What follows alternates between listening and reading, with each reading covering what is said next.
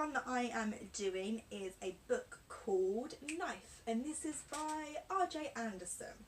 I read this book a long time ago, probably about 4 or 5 years ago now. I don't remember all of it, but it's literally about fairies that live in the bottom of your garden. It's not like a little girly princess kind of book. These fairies can be quite vicious, but it's basically about them. So once upon a time, a fairy is born.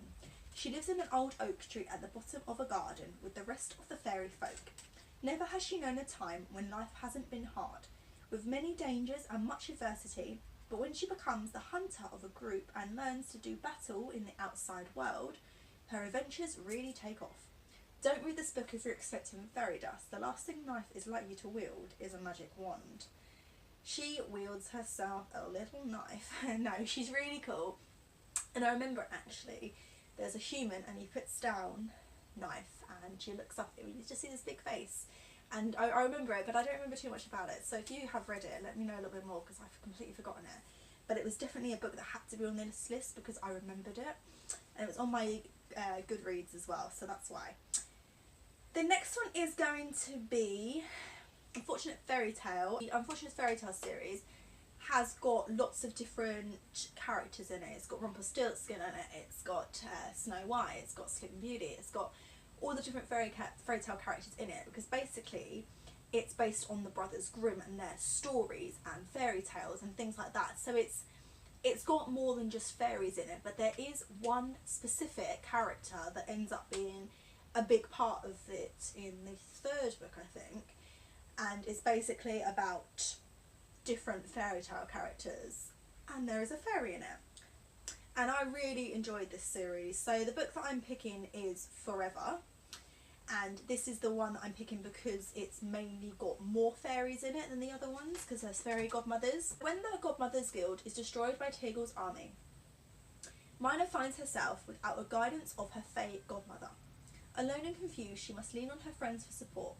The Dark Prince threatens their very existence with a show of power on the human plane that has everyone running for their lives.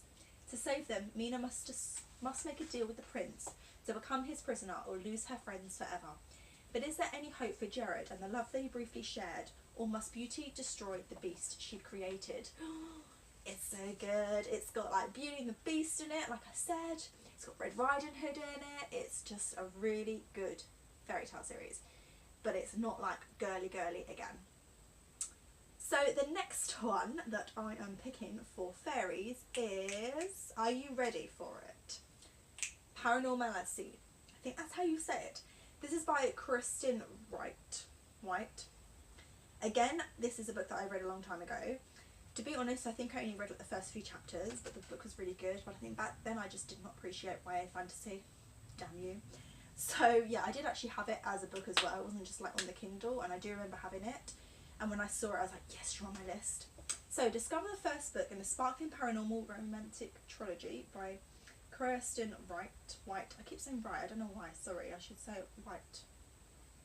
White. Did you get it? I hope so. So Evie's always thought of herself as a normal teenager. Even though she works for the International Paranormal Containment Agency, her ex-boyfriend is a fairy. She's fallen for a shapeshifter, and she's the only person who can see through supernatural glamours. She's also about to find out that she may be at the centre of a dark fairy prophecy promising destruction to all the paranormal creatures. So much for normal. For fans of Teen Wolf, Buffy the Vampire Slayer and Supernatural, this bestseller is witty, fresh and downright fun to read that will capture your heart. So this is really good. It's got lots of different characters in it. It mainly focuses on the fairies because obviously the prophecy and her boyfriend or ex-boyfriend, but it's just a really good book. So I'm really annoyed at myself for not reading it back then. The final book that I have to put in this category is none other than, I hope you know it already. If you knew it, guess now, okay, guess. Tell me below and I'll see if you're right. It is A Court of Thorns and Roses by Sarah J Maas. Can't beat this book, has to be this book. This has got fairies beyond fairies in it.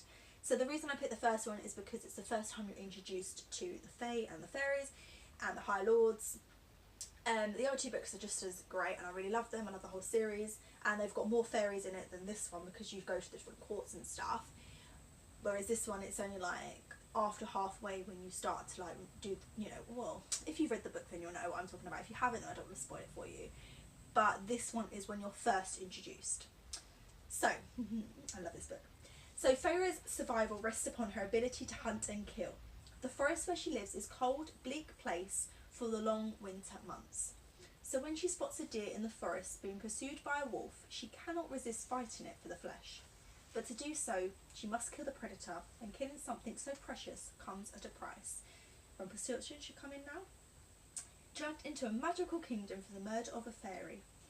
Feyre discovers that her captor, his face obscured by jewelled mask, is hiding far more than his piercing green eyes would suggest.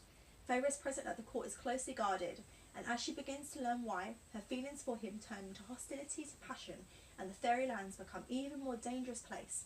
Feyre must fight to break an ancient curse, or she will lose him forever. Oh, I love that series so much. It's so good.